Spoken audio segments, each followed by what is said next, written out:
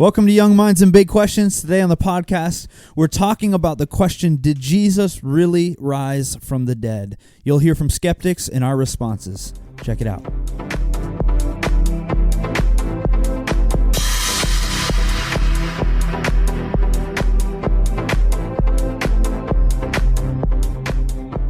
All right, hey everybody, welcome to Young Minds and Big Questions. I'm your host, Jared, and as well our co-host, who is also a special guest, even though he's here every week. Anthony, what's up? Hey, how's it going? Good to have you guys back listening with us. So thankful for you checking us out. Today we have a really cool opportunity. A great friend of ours is here in studio with us on his first ever podcast, I believe. And we're talking about a big question. Did Jesus really rise from the dead? Did the resurrection really happen? And so before we dive into it and look at some critiques of that, let me introduce my good buddy. His name is Jeremy Stein, friends of Anthony and I, and he lives in Long Island. He's a pastor, currently a grad student, and in the process of beginning to pursue his PhD in early Judaism, ancient Judaism, and Christian origins. So, Jeremy Stein, welcome to the podcast. Thank you for having me. It's great to see your face in studio. It's very great beautiful to be here. I've heard a lot about you guys and what you do here, from you mainly. Yeah, we're probably the only ones that have actually told you about us. But I'm excited. I've been looking forward to being here with you guys. Yeah, it's good to have you. Good to have you. And Jeremy has some expertise in this area, so we're excited, and it'll be a great time. So today, we're diving in. Did the resurrection really happen? I didn't realize this was even a debated issue until I got a little bit older in Christianity and studied. What do you mean by debated? Well, the fact that we're even having a conversation today and that there's critical scholars and people who feel like it didn't happen. Yeah. It wasn't a real event. It was so you just fabricated. thought everyone believed it? Yeah, I grew up in the church. I mean, what do you think? Wow. That was yeah. I thought everyone was Christians. Where'd you grow up? Vermont. Thank you. Okay. Yeah.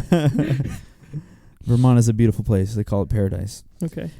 But I guess I should say I didn't realize how heavily debated this topic was. And it's one I think it's important for us to think through because it's something that college students, young adults will inevitably face or encounter as they get into school, and certainly like seminary students and really everybody from time to time was probably going to end up facing the reality that this is an issue that's talked about. So excited to say that we're going to talk about it, and here's what today's going to look like. We're going to play some clips from a guy named Bart Ehrman, who's, I would say, one of the probably most well-known scholars who is critical of the resurrection. Is that correct? Not only critical of the resurrection, critical of the historicity of the Gospels in general. Okay. Historicity of the Gospels, and we'll probably do a whole nother podcast on that topic, but today we're going to focus a little more on the resurrection. And so we're going to play clips of some of his critiques or challenges to the historicity of the resurrection. Did it really happen? And then the three of us are going to do our best to respond to Jeremy, those. how do you feel about Bart Ehrman? You could be honest. I feel that he has killed many innocent trees. He has murdered many innocent trees. Come on. Are you commenting on his with, scholarly works? Nonsense. I'll absolutely comment on some of his scholarly works. I have much respect for Dr. Ehrman.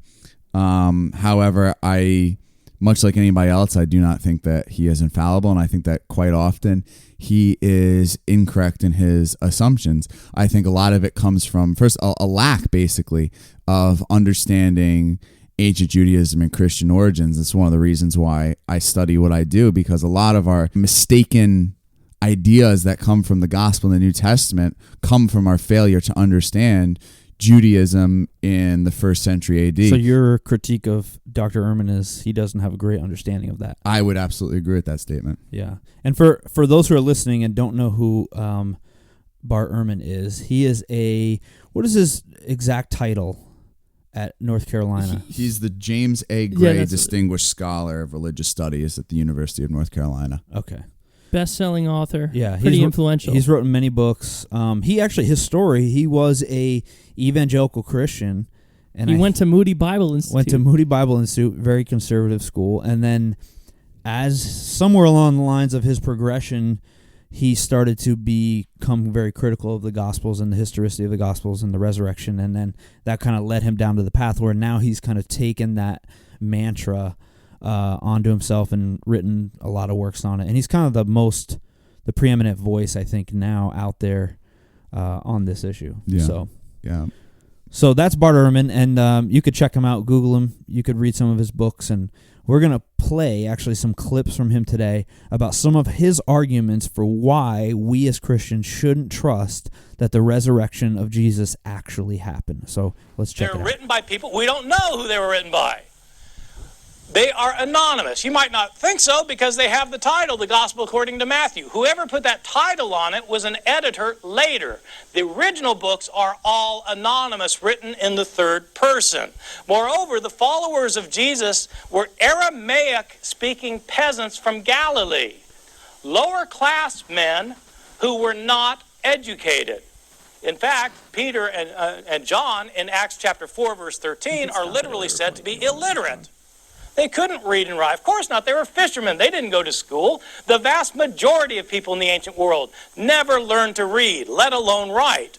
And their native language was Aramaic. These books are written in Greek by highly educated, rhetorically trained writers who are skilled in Greek composition.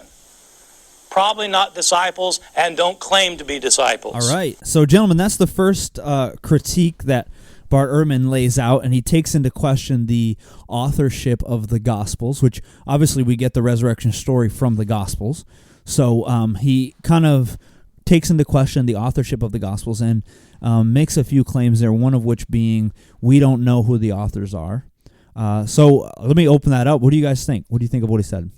To a point, I would agree with that. The only one that I'd say that we know for certain would be Luke, based off of, although Luke never says, because he is right, he said none of the, at least in the Synoptic Gospels, none of the authors come out and say that this is who it is that is writing, but we have the introduction in the Gospel of Luke and the introduction in Acts. They are stylistically very, very similar. They in my opinion, undoubtedly are written by the same person. Now we have in Luke, we have a shift from the third person of he went, he did this, to the what's known as the we statements, where when Paul arrives, when he's going back from Athens through Macedonia and then Troas and Derbe, suddenly you have a stylistic change to we. We went here, we did this, we came here, we went to this place. And historically, we know that Luke, the great physician, came from this area. So it's safe to say from deductive reasoning that this is the authorship of Luke. Nowhere in the gospel is it claimed that this person is a eyewitness to the accounts. Instead, it says that he went and he spoke to the eyewitnesses. And from that, and we know from Luke's education that he would have been very, very adamant about these things. And he would have had to do it in Israel, because look at Luke's gospel. Luke's gospel is the most geographically sound. It knows the geography better than anybody else. Makes a point, right, to point out specific geographical locations and specific people that could be fact checked, right? Absolutely. And if you look at all Paul's traveling companions and all the ones that are in Israel and able to write, that narrows it down to only a couple, and Luke would be the most prominent out of them. He would have the ability to do so. He would have the funding to do so. Notice, too, is that Luke is the only one to call what we know as the Sea of Galilee the Lake of Tiberias. That is big, because nowhere outside of the Gospels do we find the Sea of Galilee being called a sea. It is not a sea. If you've ever been there and looked at it, it is a giant lake. It when I look at it, I kind of think of Lake George, almost in upstate New York. It is not that large. And all the other authors of the Gospels, except for Luke, call it a sea, but Luke is very, very prominent in calling it a lake, because geographically, that's what it is. He doesn't have the Jewish tradition that it is the sea, the way of the sea. So that's why I kind of point to we know that it is Luke's authorship. What's the earliest date that early church fathers actually started naming these gospels as Matthew, Mark, and Luke and John? It's a tricky question with that, because when it comes to the church fathers, first of all, we don't know how much we actually have of their writings all the times. And we don't know how much their writings have been diluted and changed by their students. We have mentions of these gospels being attributed to who they're attributed as early as Irenaeus and Polycarp. Right, yeah. But a lot of this comes through the mouth of Eusebius. So as for that, we don't know really what's what, and that comes down to just you have to make a call for yourself, in my opinion. You'll find people that will argue this, but the truth is that we're not there living in the 2nd and 3rd century AD, and therefore we can't know exactly what they're saying. That's kind of what it always comes down to. The same thing happens sometimes with the Gospels, unfortunately. We have, for example, there are 2 different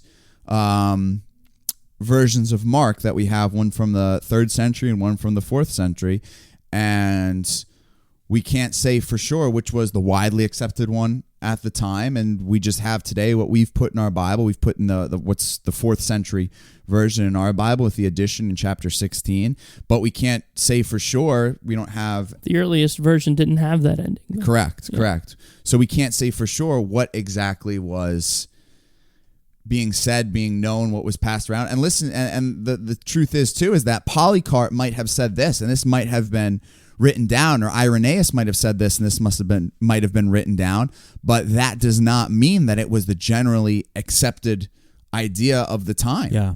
I think one thing I think of is, at the end of the day, if we're talking about authorship, I listen to his critiques, Bart Ehrman, and I think to myself, okay, who really cares if Matthew, who the gospel is attributed to, right, didn't actually sit down and pen it himself? In fact, who really thinks that is a necessity based on the culture? I mean, if you study, and Jeremy, certainly you've done some extensive study in this area, but if you study the Old Testament composition of our Old Testament and the New Testament, Paul himself talks about his use of scribes and his use of, I mean, that was common practice. It doesn't take away from the authority of the person who's giving the stories or giving their perspective, but they still would use scribes who were trained, who understood linguistics in a way that the author maybe didn't, and that in no way attacks the authority or makes it untrustworthy. I think that's a part of culture. In the same way that if I write a book, I'm not the best speller, right? I'm going to give it to an editor who is going to edit that. And even today, people use things like ghostwriters, right? Where they give their ideas, they give their kind of synopsis, and that person brings it together and forms it into a literary work. So it would be okay with you guys if we all of a sudden found out that actually the author of Mark, for example, wasn't actually Mark. You know, it was well, you got to attributed define to him. authorship, though. Right. Would I be okay with finding... He didn't write the book like we all think. Yeah, would I be okay with if this guy, Mark, didn't actually sit down and pen it out himself? Yeah. Yes, I'm totally fine with that. Okay. I don't know why would we have an issue with that if Mark used a scribe, right? Or if Mark wasn't involved or in what any if way. what if Mark's disciple who sat under him then passed down Mark's teachings to a scribe who then penned it? I mean, does that to me, as I look at it, I don't think that takes away from authority or the reliability of it. I just think culturally that's how literary works came about. Well, and also at this time you have a large phenomenon of putting somebody's name on something just so it gets recognized. And you find it today in authorship where a lesser author will write a manuscript and sell it to a well-named author just to get it out. But at this time, let's take the books of Enoch that show up in the Old Testament pseudepigrapha. They are undoubtedly not written by Enoch. It's without a doubt, and you'll have people that will debate that one, but that's just lunacy to a point. But it was no way are these written by Enoch, but they are put the name of Enoch on them to give them a sense of authority, so that somebody will stop and say, all right, let's read this. And let's take a look at the book of Jeremiah. Who's the book of Jeremiah written by? Baruch. It's not written by Jeremiah. It says it plain out in the text. And eventually Baruch says, all right, these are my own words. This is what I've put out has been given to me by Jeremiah, but now I'm putting out my own words. But whose name is on the book? People feel the same way. Some people feel the same way about Isaiah too. Absolutely. Absolutely. And Paul even says, you have a mention of him saying, this is written by my own hands. Yeah. This is something that he's not giving somebody else to write and put his words into it. This is something that he's actually sitting down and penning. So it was a common practice of that time. Do I think there are certain people who pen their own works? Absolutely. I think Luke penned his own work. I don't think Luke used a scribe. I happen to also think that Mark penned his own work simply because the Greek is so poor. If you're using a scribe at least isn't going to do that, but it wouldn't make a difference, at least in my opinion. So if you found out, it wouldn't be a crushing blow to your trusting in what the Gospels say specifically about the resurrection, because that's what we're talking about. No, and nor do I find it as a crushing blow with Ehrman's statements that they weren't even eyewitnesses. Yeah, I think we'll dive into that in a little bit, Yeah. right? Is that something else? So, all right. Well, that's one of the first critiques. Why don't we listen to another one of Ehrman's critiques? Can I just jump into one thing with his? I'm sorry. Go ahead. Something that was Jump just in. like biting my skin is Don't- the fact that don't Ehrman bite makes the yourself. claim that these were people who spoke in Aramaic and they were unlearned men, or that they were illiterate. He made a broad brush statement that all of Jesus' disciples, all of his disciples. First of all, anyone who makes this claim that the Aramaic was the dominant language of the time up in the north and the south of Israel has not taken sufficient time to look at a nice little discovery we call the Dead Sea Scrolls. Because the Dead Sea Scrolls, we find these manuscripts from the time around Jesus, from the 1st century AD, around that time, and the majority of those are in Hebrew. And we understand there is a stylistic Hebrew alive and well at the time of Jesus. Yeah, isn't it more likely, and you would agree that a good majority of his disciples, as well as Jesus, was bilingual at the very least. Trilingual, most likely. Probably trilingual. Right. Well, we know that Jesus was trilingual at least.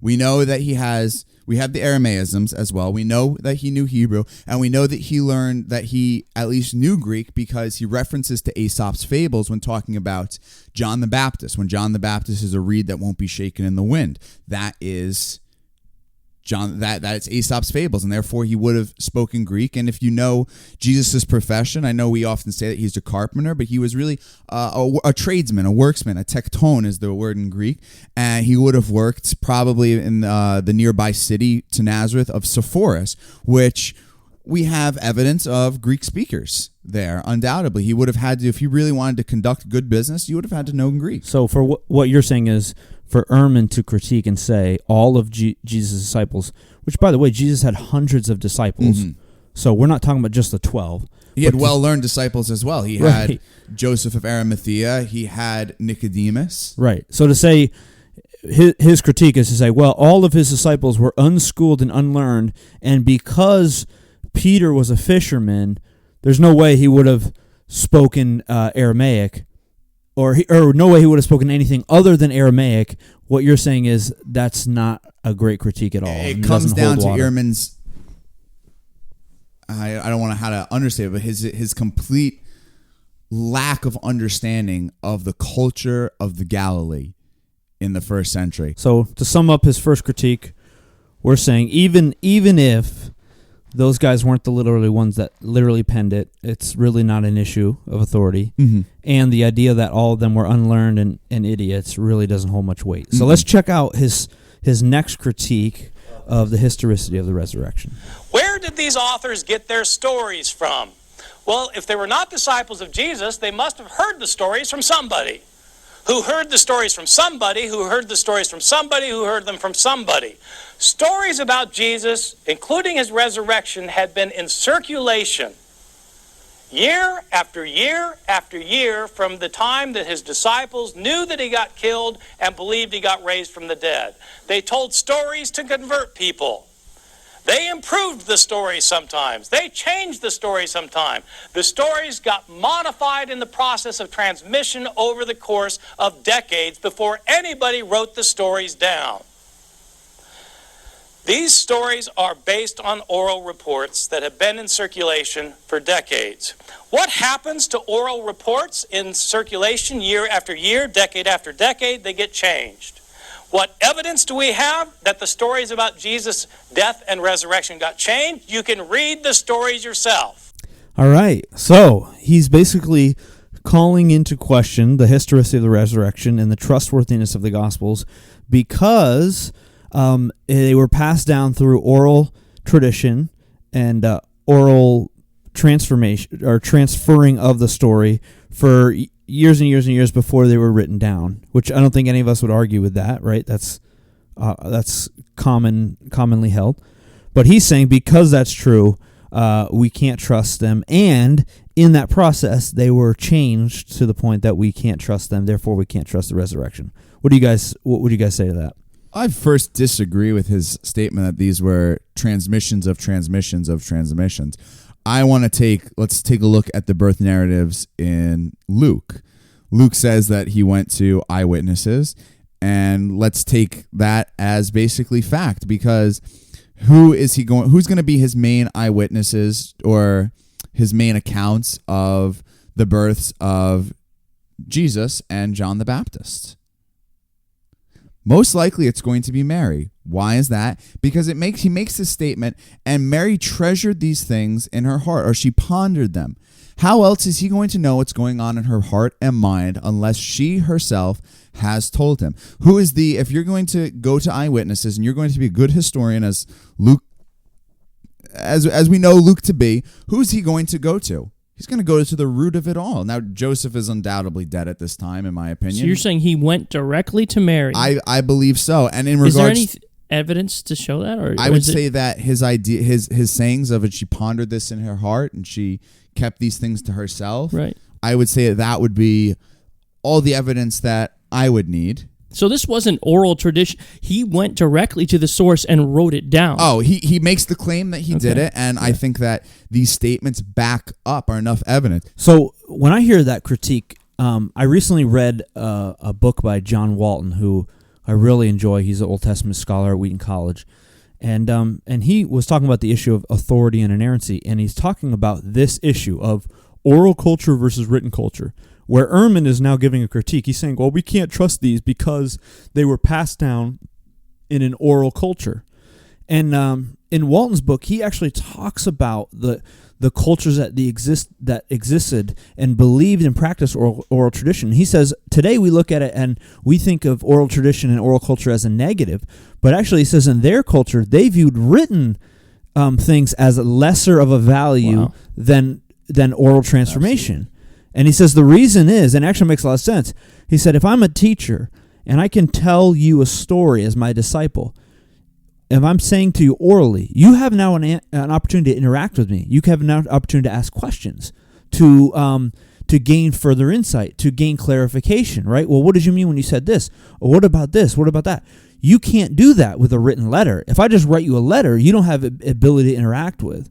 And he says, so actually, in their view, oral transmission was way more beneficial than a written transmission. Written transmission was only done when necessary, which is why probably there were so many years that went by before they wrote the stories down, because it wasn't viewed as, oh, this would be better if we wrote these down. No, it would be better if we told the stories orally. And one of the things, too, well, first of all, you have at the time, you see an incredible importance on the oral tradition, because at this time they had something known as the oral law. They had a law system that was not written down, but that everybody knew it because it was passed on over and over and over again, and that's called the Mishnah. And you find this emphasis on this oral tradition inside Mishnah Avot, which is the sayings of our fathers, the first tractate opens up with the importance of the oral law and oral tradition and it coming straight from God, saying that God himself ordained this oral tradition, that it was something that was held by God. And another thing you have to realize too is that there's obviously, we're going to find a gap in between the time that Jesus rose again and the time that the penning of the Gospels and the oral tradition that goes in between, simply because the early church did not think that they were going to be on earth for that much longer. They thought that Jesus was coming again very, very soon, as has just about every generation since then. We've all had our time. I think everybody says that. Oh, Jesus is coming. We're in the last days. Yeah, exactly. We're in the last days. Something that I'm just a stone. It just out of my skin. A lot of people will have that as a critique of Christian theology. Jesus is supposed to be coming back. It seems to say that he's coming back within the generation of the disciples, right? How do you respond to that? I would say, where does he, unless he explicitly says he's coming back in your generation, don't buy it. Don't be Harold Camping there. Yeah, I also think there could be references to the Holy Spirit there, to the work of Jesus that's going to happen within their generation, so I think that's not a major issue when you start to dive into, okay, what could he have meant when he said that? All that it says the last days. What signifies the last days? I mean, even in our understanding of civilized world or somewhat civilized world, we're not even at a halfway mark, whether you believe in old earth, new earth, creationism, extensivism, Neolithic cavemen, whatever you believe in. The point I'm trying to make is that all of these have one common denominator, is the fact that we wouldn't even be at a halfway point or so of existence, and therefore we could always still classify this as the last days. The last days are just, all right, you're coming to the end. We don't have an idea of what the last days is. And at the church, when they heard the last days, they thought, oh, this is the last days. Maybe this will be the last month or the last year. And eventually they started understanding, okay, maybe the last days are longer than we thought. Maybe this is going to take a little bit longer than we predicted. And if the Bible says no man knows the day or the hour, it wouldn't be a surprise that everybody would think, well, maybe I'm in the last days. Why would that be a shock? But, man, we really got off topic there. We took a whole... I want to think... I'm sorry. No, that was all Anthony. Anthony really veered us off here. You're fired. You're done. Let's get back to the kind of the main course of discussion. And one of the questions that I would want to ask and get your guys' feedback on is he makes a negative appeal to the changes in the stories over time, and I've heard evidence for this as actually being a positive thing, that in oral culture and oral tradition, oftentimes as stories are passed down from generation to generation, and although 40, 50, 60 years is not multiple generations, but there are probably 3 generations that would have been impacted by stories in that time, right? So as that's passed down and culture changes, there's generational gaps and generational changes, that the storyteller would adjust the story in certain ways to make it more understandable and beneficial for the audience that they were telling, in the same way that you and I would do today. If we were telling a story to a group of older people, we would tell it one way. We may tell it different to younger people. In no way does that affect the heart of the story or the validity of the story, or anyway. So, do you guys agree with that, or do you think that's makes what Ehrman says not a fair critique? What's your thoughts? I would agree with your understanding of it, and I'd say it doesn't really change the story, no matter what slightly differs over generation to generation. First of all, people remember things differently, and people say things differently, and they speak differently about certain things depending on how they felt in the moment or what they can still remember of it. And you're going to have, even in written texts, you're always going to have that change over time. It's inevitable. But one of the things that we know for sure with at least the Hebraic traditions is that these changes were always very, very minimal. One of the most amazing things that we have is, I talked about the Dead Sea Scrolls before. Dead Sea Scrolls, we have traditions from the time and biblical texts from 200 BC. And our earliest manuscript of the Bible before that, we have the, I think it's the Aleppo Codex, which is 1,300 years later. And there's very, very minimal differences between the two, showing us the intensity that the Hebraic tradition put forth in trying to contain the originalness or the exactness of the ancient stories and the ancient texts. Awesome. I think it's time we jump to the next point. What do you guys think? I agree. I feel like we've been just destroying Bart Ehrman's arguments here. I don't know about you guys. I thought Anthony was a fan of him. I'm not gonna say we should debate him, but I think I got a few people that could debate him very well. I'd love to see that. All right, before we get too crazy here, let's listen to his next critique, and then we'll interact with it a little bit. Listen to this. What day did Jesus die on? That's a simple question. And luckily, we're told in both Mark and John. In Mark's gospel, we're told that Jesus died the day after the Passover meal was eaten in Jerusalem. John tells us explicitly, chapter 19, verse 14, that Jesus died the day before the Passover meal was eaten, on the day of preparation for the Passover. That's different. He couldn't die both days. All right, so you heard the argument, Jeremy. What do you have to say to that? That comes down to, and this is something that's well talked about inside the academic world that I live in. Not so much Ehrman's world, I guess, is that you have the idea of two separate calendars in Judaism. One is a lunar calendar and one is a solar calendar.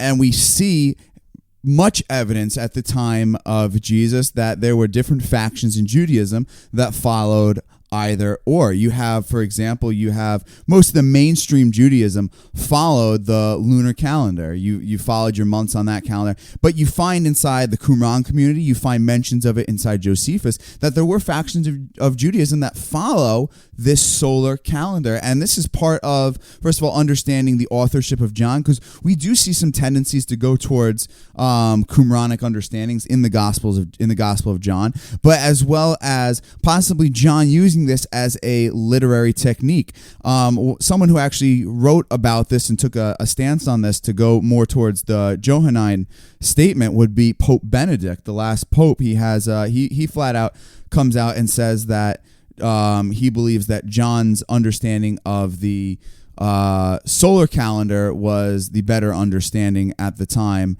and that Jesus would have eaten a Essene Passover as opposed to the regular Passover that everybody else in Jerusalem would have been eating. And it's okay to have these discrepancies as long as you understand the norm of Judaism inside the first century of the differences of calendars.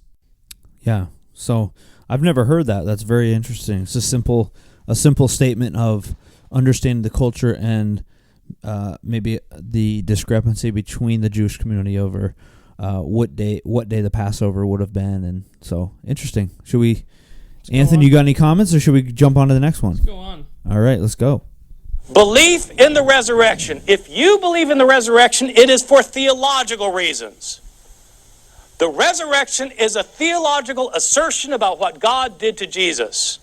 It is not and it cannot be based on historical proof. That is the crux of his argument, that the resurrection can't be based on historical proof because you can't prove anything miraculous happened through the historical method, because history doesn't deal with the miraculous. And to a degree, he's right. But to a degree, if you take his stance too, I can't prove that George Washington was the first president of the United States. Why? Because I wasn't there. That's not supernatural. I'm just making the blanket statement. And I'm playing devil's advocate. Yeah, anything is, when it comes to history is all subjective, and I cannot fully, in his you opinion, think history fully is all subjective. Exactly. Well, first of all, history always goes to the victor. But I mean, and if you don't believe that, go down to the South and talk to them about the War of Northern Aggression. So, as opposed to the American Civil War. you'll understand exactly. I had a great conversation with someone this summer about that. Hey, don't hate on our friends from Texas, okay? This one was someone from Georgia, so almost as bad. But the idea that the truth is that, according to Ehrman's argument, is that whether or not he realizes that he's saying is that history is subjected to the fact that you can't say that something actually existed unless you were fully there. And even then, even if I said to my great grandchildren that on October 1st, 2015, I sat in a room and did a podcast with Anthony and Jared, they could say that there's no proof to back that up. Anything can be doctored in their mind. So to say that history is that you can't do it, yes, to a degree, but then you have to take that and apply that to all of history. And I don't think it's appropriate to say, as a historian, all historians should presuppose that the supernatural is impossible or doesn't exist, because now you're saying, to me, that's not true history. You're actually going in with a presupposition, a worldview that you have, and then taking that into your history, which means anything you come across that is supernatural, you will immediately dismiss it, which you could argue is not proper history. So if you read the Bible or the Old Testament, you're assuming, well, that couldn't have happened, that couldn't have happened, that couldn't have happened, that couldn't. Why? Because you come in with a presupposition that the supernatural isn't possible. Why is that an appropriate presupposition? Why should we all assume that? Well, let's go over the naturalistic hypotheses to the resurrection. Well, just before we do that, I just want to answer Jared's thing too. Okay. Is that one of the things that Ehrman fails to even see here is that you'll many times have historical accounts matching up with some type of supernatural existence. Let's take the example of Sennacherib besieging Jerusalem. We find it inside the biblical text that we find an angel comes out and wipes out 185,000 in a night, right? That's the supernatural account. Now, we find that in historical references outside of the Bible 3 other times. We find it in Josephus, a Jewish one, so we can see how he'd add the supernatural into it. But then we have Herodotus and Berosus, all of which add a level of supernatural into it. How do you account for that? Maybe there was a naturalistic explanation for it, and they're attributing supernatural. They give to a degree a naturalistic explanation, but even still, they are all stumped to a degree of how it happens. I mean, Josephus says rats, or it says a plague. The other 2 say rats. But altogether, it's still, how do all these soldiers just suddenly die? Yeah, and it's not to say that it's not to say we should assume every time in history someone mentions or attributes something to be supernatural that it always is. I think we should be critical, but we can't go in with a presupposition to say nothing supernatural is ever possible. So if that ever is mentioned, it can't be true, and therefore we can't trust the historicity of it. I think that goes beyond the boundaries of history, and now he's taking it in his own theological and worldview and letting that kind of infiltrate his history. So let's jump into, Anthony's going to go through some of the natural explanations of the resurrection. Well, one interesting one is the swoon hypothesis, and this hypothesis just says that Jesus actually didn't really die on the cross.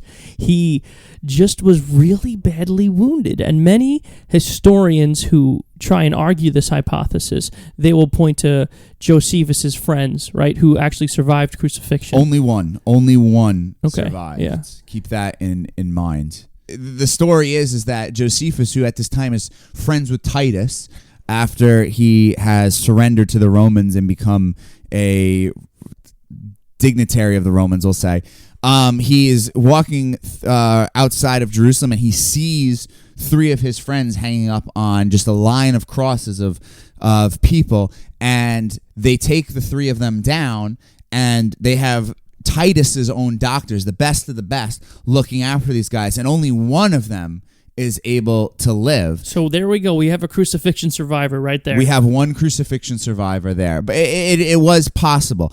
But part of the thing, too, is that crucifixion at that time was something that was, at least in this instance, was something that was supposed to be elongated. It was a prolonged death.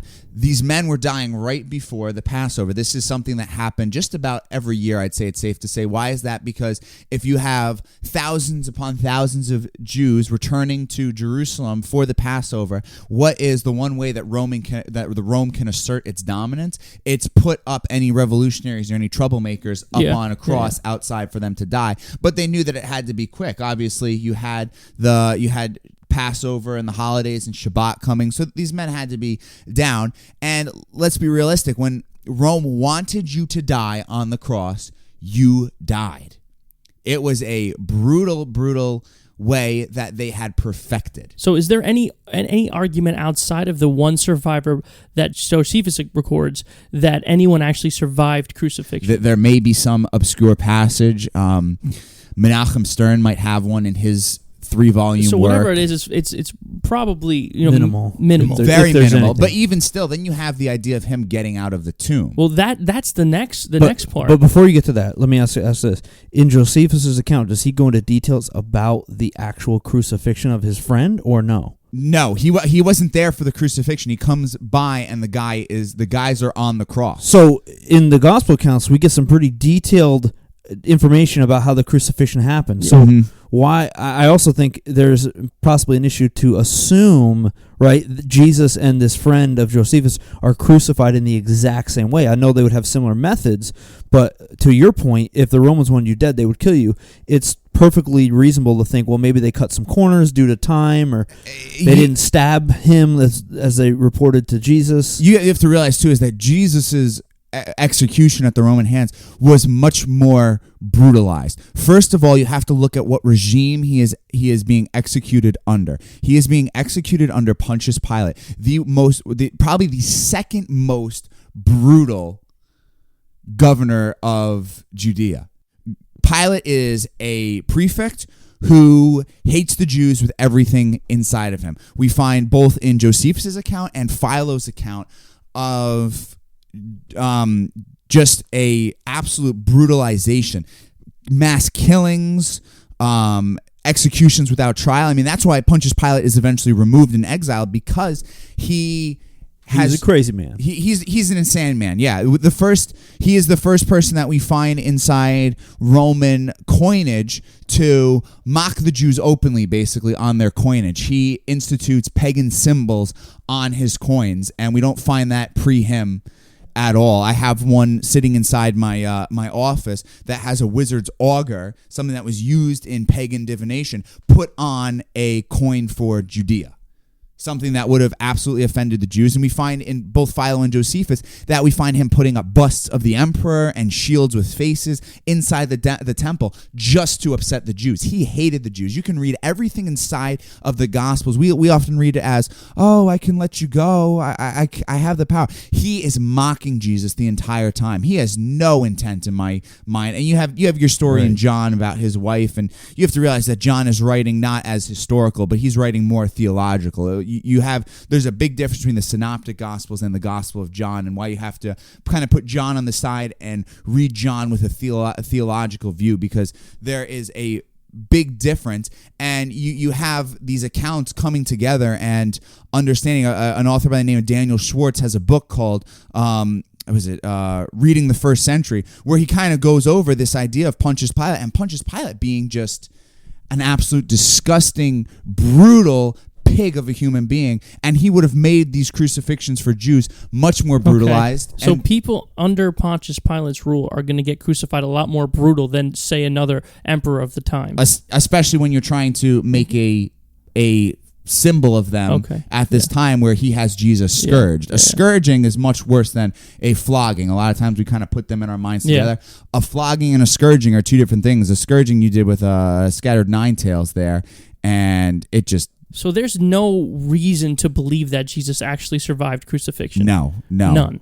Not, in my opinion, anyone who was crucified with that intent would be killed. Could he have escaped? Let's say he did live. Could he have escaped out of the cave? Absolutely not. That's the big point, is how could have Christ convinced anybody that he was divine? if he just happened to survive crucifixion, he would have been a bloodied mess of a person. He would have never convinced anybody that he would have been the savior of humanity. Right. Historically, too, how could he roll the stone away? Right. What shape was the stone? Circle? No, the stone would have been square. I'm going to go with heart shape. To date, we have three tombs in all of the area of Jerusalem. They were literally squares. You couldn't circular. push. You had to have a lot of help. There was a certain way that you did it from the outside that you had to wrap a rope around it and you had to roll it like a square. And it was a very difficult task to do. It wasn't a rolling stone. The only times that we find these rolling stones, we find them in what's called the Herodian tombs, which are tombs right on the other side of the Gihon Valley. That they're called the Herodian tombs. We don't know exactly who they are. It wouldn't have been. And then the tomb to Queen very Aniabene. unlikely. Yeah. What you're saying is it's almost near impossible to think that he certainly wouldn't have been able to move it by himself. Mm-hmm. Absolutely. And the idea that he would have somehow, in the midst of being crucified and on his way to the tomb, pretended to be dead, but yet still convinced some followers to come and rescue him, pull him out, and then gone on and convinced these followers to follow him to death, even though he didn't do what he said he was. It's not feasible. It's incredibly, it makes no sense. So why don't we jump, what's the next naturalistic explanation for the resurrection? The next one would be the wrongful death theory. And this one just says that Jesus actually wasn't on the cross. It was somebody else. And if you actually read the Quran, this is what the Quran says. Jesus didn't actually die. It just made it to appear as if he died. So, but you gotta realize too is that the Quran is basing that off of what's known as the migrant Jesus theory, where Jesus migrates outside of the land and goes somewhere else. That's done for its own theological purposes as well. Why it says that. So, is there any way we can know that this actually was Christ on the cross? Because it does say in the scriptures that he was mutilated beyond recognition. I would say the fact that he had disciples sitting there that he is talking to on the cross. Yeah. Okay. That they wouldn't have been if it's someone else. First of all, they'd be if they're sitting there and they're there, they would have been somewhat relieved that it's not actually Jesus. They would have been okay with it. Exactly. To them, here's the thing: is that people got crucified, Jews got crucified all the time. Yeah. Right now, I'm currently writing a paper on Mary as the mother, the picture as the mother of someone who was crucified, because the crucifixion of Jews was a common thing in that time. Jews got crucified all the time. That was how you killed a Jew, as far as the Romans were concerned. So, but isn't it also true to say this idea that it wasn't really him on the cross? Wouldn't that if that's true, and all of a sudden Christianity starts to spread, and these rumors start to spread, wouldn't it easily the Roman government or the Pharisees and the Jewish leadership easily be able to crush Christianity out by going, hey, that's not Jesus. Look, here's who it was on the cross. We were there. It wasn't him. Like, isn't it true through the crucifixion process? It's not like Jesus is alone by himself. There's a procession of people that are following every step of the way, right? Like he's not taken into a back room, the crap beat out of him to where you can't even see him, and then brought out, and everyone goes, wait, is that Jesus? Is it not? I mean, there's a public thing where people are seeing it progress. And that's the point. Isn't a Roman crucifixion to kind of humiliate the person? It was done right outside the gate so that everybody coming in and out would see that Rome was in charge. So wrongful death theory not working. Not working. No, Rome would have made sure that it was Jesus. Yeah. Just to make a point, because Jesus had a incredible following. One of the reasons that he is put to death is simply because he makes an impact that threatens the viability and the money of the Sadducees, the bureaucracy, basically, of the day. Jesus is put to death because he is incredibly popular with the common people. And so if Rome is trying to make a statement here by putting to death a leader of a revolutionary status, quote unquote, then they are going to make sure that they're putting to death the right person. Yeah. All right, let's jump to a next one. A lot of scholars like John Dominic Crossan and even Bart Ehrman go to the hallucination hypothesis, okay? Which this blows my mind. Tell us what this is. Look, if you die, Jared, and I'm really upset, maybe I might see you, okay? Okay. So the reason why I think this gains some ground is it would mean that they did actually think they saw Jesus resurrected from the dead, which is what would have motivated them to launch the early church. And I think that's the greatest argument for the resurrection being historically accurate, is to say, look how the early church got there. Why would they do what they did if they didn't believe he rose from the dead? So, but to me, I just can't believe that this is a actual backed opinion, that many people would have mass hallucinated the same hallucination, corroborated that hallucination with each other, and all been convinced so much so to the point that they were willing to give up everything they knew and even their lives. I just find it crazy. And also, what do you do with Paul? Paul is not in grief when he sees. That is always the point. Paul and James, who are two skeptics, what reason and motivation would they have to hallucinate or the resurrected Christ? And you have to realize, too, is that the people did not expect to see Jesus. People psychoanalyze Paul. They'll say, well, Paul was killing Christians. He subconsciously felt guilty.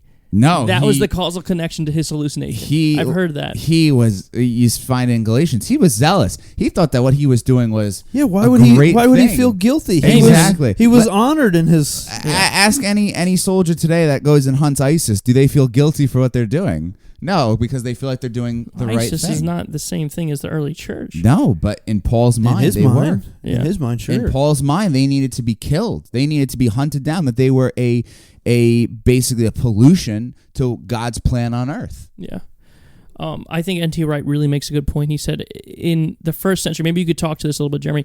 In the first century, if you were hallucinating someone after the person had died, that would not be confirmation that they resurrected. That would be confirmation that they might have been in heaven. It would not be confirmation that that person had resurrected. It would be confirmation that that person already had been dead. Absolutely. I would agree with that. It's interesting because hallucinations usually are personal things that happen to you. It's not a group thing. So you have multiple group hallucinations. The bottom line is that never happened in documented history. There's no documented history where you have multiple group hallucinations of the same thing. So the question is, what is more reasonable here? And if we look at the facts, okay, you have the rise of the early church, you have the empty tomb, and maybe, Jeremy, you could give us some arguments for the historicity of the empty tomb, and you have the origin of the disciples' beliefs. What is the best explanation for all of these things? And I think in terms of explanatory power and explanatory scope, the resurrection makes sense out of what happened 2,000 years ago. Right. Mm-hmm. And if you don't go into it presupposing something supernatural couldn't happen, because if you, like Ehrman, go into it and go, well, anything supernatural isn't a possibility, then you've already made your decision that the resurrection didn't happen, and now you're going to set out to prove why it didn't happen and create some natural cause for it. But if we don't do that, if we take that presupposition out, I think I agree with you, Anthony. The evidence points to going, it's very much seems like this resurrection was a historical event that actually happened. And in fact, Christianity, the rise of Christianity in the time that it did, is necessary that it actually happened. And if it hadn't happened, we wouldn't be here. We wouldn't be followers of Jesus. There's no today. other way to account for the rise of the early church without the resurrection. Mm-hmm. Jeremy, any final comments? I just, I'm just thinking about the whole thing with the empty tomb, is that the people whose tomb was he in? Joseph of Arimathea. And who helped Joseph of Arimathea? Nicodemus. Yeah. Two well-known people in the Jewish world at that time. Everyone would have known where the tomb was? Everyone would have known where the tomb was, and everyone would have known where to go to ask the people if he was really in the tomb. By flat out saying, oh, he's out of the tomb or something like that. Yeah. It would have been easy to provide an explanation had all of this been false. Yeah. So the historicity of the empty tomb is in place. Absolutely. Well, it's been a great discussion today, gentlemen. I think looking at some of Ehrman's comments, I don't know about you guys, but it's a little bit frustrating because now we've done a few podcasts where we take scholars in certain areas and play their critical comments. And it's a little frustrating at sometimes how they simplify and characterize certain arguments. Do you guys feel that way as you listen to some of their stuff, like just as us three are listening to it and going, well, hold on, wait a second, here's some holes in what you're saying. Sometimes it's frustrating to me as I listen to that, because I feel like, dude, you're a scholar and you know the critique of what you're saying, but you're kind of putting up a little bit of a straw man argument, because then knocking it down, because the people that you're talking to are going to eat it up, and they're not going to be able to, they're not going to know anything to critique what you're saying. Do you guys feel that way? That's how books are sold. That's how you become a New York's bestseller. That's it. So you're saying there's hope for Anthony and I? There's always hope. There's always hope. I just at any time someone can change their state. I am not someone who says, okay, once you make a statement, you're stuck in it. I know plenty of people who have had to change their statements, and there's a great professor. Unfortunately, I never had him, but I am a product of his work and his students, who was one of the number one scholars in ancient Judaism, Christian origins, named David Flusser, and he changed many of his positions over the course of his life. When you asked him, he would just say, that's back then when I was stupid. See, that's a mark of a good scholar, willing to change your mind when new evidence is presented. Absolutely. So, amen. All right. Well, we're so glad that you checked this out today and listened. And for some of you, maybe you've never realized or questioned the historicity of the resurrection, and hopefully this has been kind of helpful for you to at least be aware of the argument and some of the thoughts that are out there. And for others, maybe this is an issue you've really wrestled with and thought through, and hopefully some of the things that we've shared have been beneficial to you. So, Jeremy, I want to say thanks for being on today, man. It was great having you. Thank you, Jeremy. We appreciate you coming by. Thank you. Anytime. We're definitely going to have you in the future. We'll have you back and talk about some other things. We got to see how the ratings go first. That's true. We'll see how many people listen. But if you are listening, hey, if we're on iTunes or SoundCloud, subscribe to us. Leave us a review, a comment. If there's a certain topic you'd love for us to discuss, go ahead and throw it on there. You can always check out our website, fusionca.com, and we do a young adult service every Friday night in Valley Stream, New York. Check out fusionca.com. You can find out the details of where it's at. You can hear Anthony do music every week, and myself or one of the other leaders will be speaking. So thank you so much. We'll look forward to seeing you soon. Hopefully we'll see some of you at the Gathering Conference in just a week. Peace.